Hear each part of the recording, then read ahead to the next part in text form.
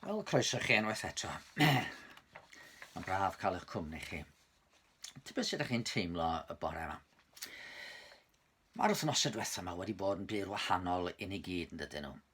Ond un bendith amlwg fy'r tywydd braf. Ella bod y ffermwyr yn galw am law mwyn i'r gwair dyfu a'r cnydau i dyfu. Ond i'r mwyafrif ohono ni mae'r gwanwyn wedi bod yn gymorth i godi'n calonau mewn adeg digon dyrys. Fel y soniais i diwrnod o'r blaen, mae natur fel petai'n cymryd mantes o'r gorffwys. Yr awyr yn gliriach, y llygredd yn llai. A sawl un yn deud bod y cyfle i sylwi ar fyd natur wedi bod yn rhyw fath o adnewyddiad. I mi, yr adar sydd wedi rhoi pleser arbennig. Mi fues i a diddordeb mewn gwylio adar pan o'n i'n ifanc, a ddim wedi cael llawer o gyfle i fynd i chwilio amdanyn nhw'n ystod y blynyddoedd diwethaf. Ond dros yr wythnosau diwethaf yma, na chafgrwyd dros llawer, mae modd i clywed nhw'n canu yn gyson ac wrth fynd am dro y cyfle i roi mwy o sylw iddyn nhw. Mae rhai adar yn arbennig am eu can. Mae'r mwyelch wedi bod wrthi'n cystadlu am y gorau yn y coed yn ymyl y tŷ. Wedyn mi weles i Gair y diwrnod o'r blaen yn cerdded yn urddasol. A thelo'r y cnau a ryw fonyn o goeden yn chwilio am ryw brefetach. Wedyn, 2 diwrnod yn ôl, mi weles i hebog tramor, y peregrine falcon, yr aderyn mwyaf cyflym yn y byd i gyd. Oedd o'n gwibio heibio yn ymyl Pont Menai. Ac yn yr ardd wedyn, mae telo'r penddu wedi bod yn ymwelydd cyson a Nico, yr aderyn tlws hwnnw, yn dod i chwilio am yr hadau du dwi'n rhoi allan ar eu cyfer nhw. Mae yna rei eraill hefyd. Mae Jack Do yn dod ac yn dychryn yr adar bach gyd i ffwrdd. Colomenod, Robin Goch, Jibink, Tito Thomas. Ond un, efallai mwy cyffredin ar rheliw, ydy aderyn y to. Mae sawl un yn ythu o gwmpas y lle.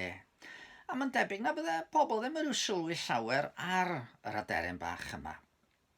Does ganddo fo ddim can swynol fel can yr aderyn ddu, rhyw glebran di ddiwedd. Tydi o ddim yn aderyn arbennig o dlws. Mae bleuon rhyw frown a llwyd a golwg digon bler arno fo. Aderyn aniddorol i lawer. Aderyn bach, brawn, boring. Ond mi fyddai'n falch o'i weld. A mi fod yn atgoffa fi o eiriau'r gwaredwr. O'n i werthu'r 2 aderyn y to am geiniog. Eto, nid oes un ohonynt yn syrthio i'r ddaear heb eich tad. Mi ddydodd Iesu fod Duw yn ei gwylio, ac y fwy na gwylio, mae'n gofalu amdanyn nhw. Ac yn yr un gwynt a gysoniodd am adar y to, fe ddwedodd amdanoch chi. Mae hyd yn oed pob blewyn o wallt eich pen wedi rifo. Peidiwch y gofni felly, rydych chi'n werth mwy na llawer o adar y to. Ella bod cyfri gwallt ymhen i'n haws rwan ag y buodd am mod i'n dechrau golli ag eto. Ond nid ydy'n gysur. Chod mae pobl yn byw dyddi yma mewn ofn, dyna'r awyrgylch. Mae yna rai sy'n hun sydd yn ddryslyd a ddim yn dall beth sydd yn digwydd. Mae yna bobl sy'n fregus i'ch iechyd sydd yn ofni byddan nhw'n mynd yn sâl wrth ddal y feirws yma sydd wedi ymledu dros y byd. Ac gweithwyr iechyd yn ofni wrth fynd i'w gwaith hefyd bod os fydd ganddyn nhw ddigon o offer diogelwch personol. Ac mae eraill wedyn yn ofni am eu swyddi a'i bywoliaeth a ddim yn siŵr sut fyddan nhw'n cael 2 penllyn yn ynghyd.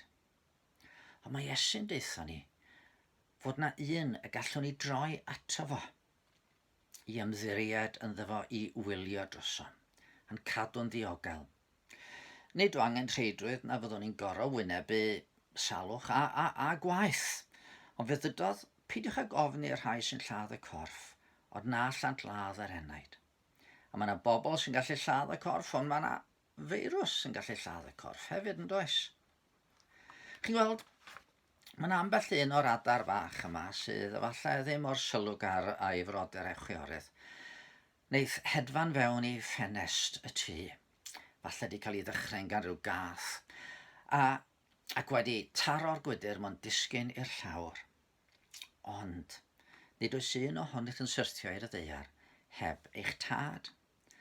Tydi o ddim ar ei ben ei hun, mae dad o'n gwylio yn y fwy na hynny. Mae'n disgyn yn nwylo yr un a'i creodd. Ar un modd, mae Dyw'n deud bydd o'n yn dal ni, beth bynnag sydd yn dod. Sut da ni'n gwybod hyn? Wel, am ei fod o wedi anfon ei fab i'r byd i ddelio â feirws gwaeth na Covid-19, sef y natur honno yno ni sy'n mynnu gwrthryfela a chrwydro yn erbyn y Duw sydd wedi'n creu, wedi'n caru, wedi'n cynnal ar hyd y blynyddoedd. Fe dalodd Iesu'r pris drosto ni ar y groes. Ond ydy hwn yn un gwerth ymddiried ynddo fo. Ond i fedrwn ni roi'n hofnau i'r hwn ddos at ei ddisgyblion wedi'r atgyfodiad i ddweud peidiwch ag ofni. Edrychwch ar adar yr awyr, meddai Iesu. Nid ydynt yn haen ac yn medyn ac yn casglu sgyboriau, ac eto mae'ch tad nefol yn ei bwydo. Ond nid ydych chi yn llawer mwy gwerthfawr na hwy. Garwch ni weddio. Arglwydd yn Duw, da ni'n diolch i ti am dy ofal rhyfeddol dros fyd natur.